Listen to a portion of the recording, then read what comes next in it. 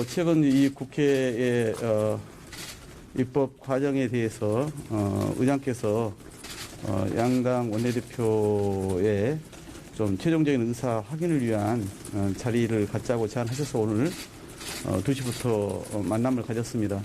1시간가량의 만남에서 저는 저의 입장을 이번 과정을 어떻게 보고 있고 앞으로 어떻게 할 것인지에 대해서 또 국민의힘 원내대표 그리고 국회의장께 요청할 말씀을 좀 드렸고요. 또 국민의힘은 국민의힘대로 원내대표 입장을 말씀을 하셨습니다. 우선 의장께서는 오늘 제가 좀 말씀을 좀 드릴게요. 우선 저는 국민의힘한테 합의를 정면으로 파기한 것에 대한 반성과 이에 따른 대국민 또 민주당에게 즉각 공개 사과할 것을 요구했습니다. 그리고 양당의 의원총회를 통해서 추인하고 양당의 원내대표가 합의한 사항에 따라서 국회의 입법 절차 이행을 방해하는 행위를 즉각 중단할 것을 선언해달라고 요구했습니다.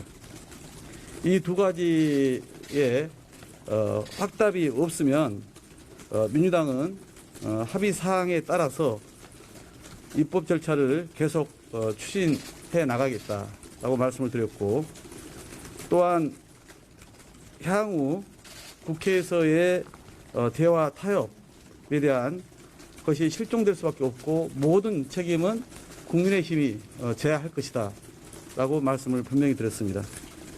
국회의장께는 의장께서 중재하고 양당의 의원총회 추인을 거쳐서 원내대표들이 서명한 이 합의 내용을 일방적으로 깨트린 것에 대해서 국민의힘과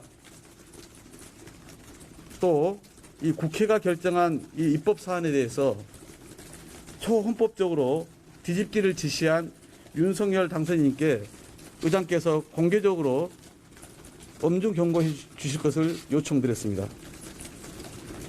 그리고 그동안 의장께서 말씀하신 것처럼 본인의 최종 중재안을 수용한, 즉 현재 합의사항을 준수할 정당과 향후 국회 일정을 같이 하겠다는 입장을 표명해 오신 만큼 이제는 본회의를 포함해서 향후 그 입장에 서서 의사 일정을 진행해 주실 것을 요청을 했고, 오늘 중 본회의 개최를 소집해 주실 것을 거듭 강조했습니다. 그래서 오늘 본회의에서 회기 결정의 건과 검찰청법, 형사소송법 두 개를 상정해 주시라라고 이렇게 회의 소집과 함께 요청을 드렸습니다. 또한 오늘 본회의 소집과 관련해서 국민의힘이 하루 1일 전이라고 하는 그 규정을 가지고 문제를 삼고 있는데, 어제 저녁 보시다시피 국회법을 정면으로 어겨가면서 물리적 또는 폭력적인 그런 회의 진행 방해로 인해서 부득이 10여 분 정도가 경과된 것이니, 이에 대해서는 부득이한 경우, 특별한 경우, 예외적인 그 상황으로 이해를 하시고 오늘 본회의를 소집해도 문제가 없다, 이 말씀을 드렸습니다.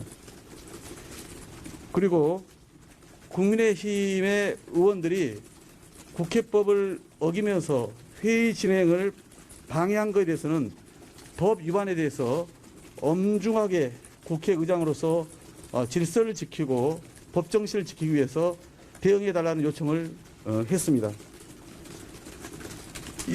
현재의 국회법에 의하면 발언을 방해하지 못하도록 발언 방해 금지, 회의 진행에 방해하는 물건 반입 금지, 회의장 출입 방해 금지 등이 있습니다. 다 징계 대상입니다. 특히 가장 심각한 것은 의장석과 위원장석을 점거하지 못하도록 규정되어 있습니다. 이것은 징계 대상일 뿐만 아니라 국회 윤리위원회를 거치지 않고 바로 본회의에 올려서 징계 처리할 수 있는 사안입니다. 어제 국민의힘 김모 의원은 법사위원장석을 점거했고, 그리고 또 다른 김모 의원과 최모 의원은 위원장의 의사봉과 의사봉을 받는 그 판을 강제로 탈취하고 그래서 의사 진행을 방해한 게 영상으로 다 확인되었습니다. 뿐만 아니라 국민의힘 소속 의원들이 집기를 파손하고, 그리고 이 경호원들, 방호원들에 대한 폭행과 폭언을 한 장면이 저희가 다 영상을 갖고 있는 거고요. 그래서 이런 재물손괴와 폭행 협박과 관련해서는 아까 말씀드린 그런 징계 대상일 뿐만 아니라 국회 안에서 자체 징계 대상일 뿐만 아니라 사법처리의 대상, 최대 5년 이하의 징역에 처할 수 있도록 되어 있습니다.